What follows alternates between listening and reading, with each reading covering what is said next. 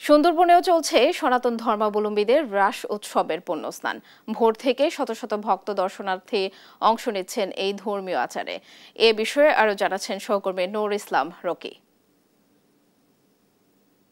সুন্দরবনের দুবলার চরে রাস পূজা কিন্তু আজ শেষ হচ্ছে।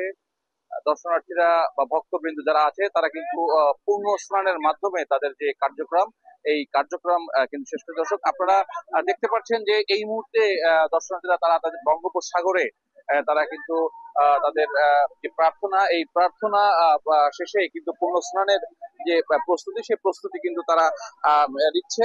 এবং আপনারা দেখছেন যে সারি সারি ভাবে কিন্তু এই বঙ্গোপসাগরে হাজার হাজার হাজার হাজার মানুষ কিন্তু আসলে পুণ্য স্নান করছে। এবং আপনারা দর্শক দেখতে পাচ্ছেন যে ইতিমধ্যে এখানে কিন্তু নারী পুরুষ মহিলা যারাই আছে সকলেই কিন্তু এই পুণ্য স্নানের কার্যক্রমে কিন্তু চলে আসছে। এবং এখানে এই দুবলার চরের এই যে বঙ্গোপসাগরের উপকূলে দেখা যাচ্ছে যে হাজার হাজার হাজার হাজার মানুষ কিন্তু পূর্ণ স্নান এখন এই মুহূর্তে করছে।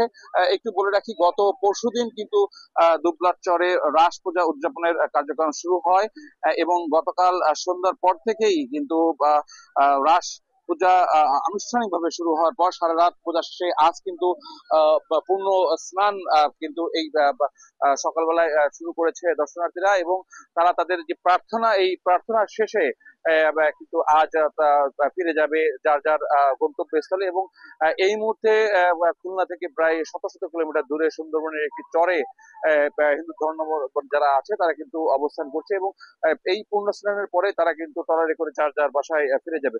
তো সুন্দরবনের দুবলাচর থেকে এটা ছিল আমার কাছে সর্বশেষ সংবাদ।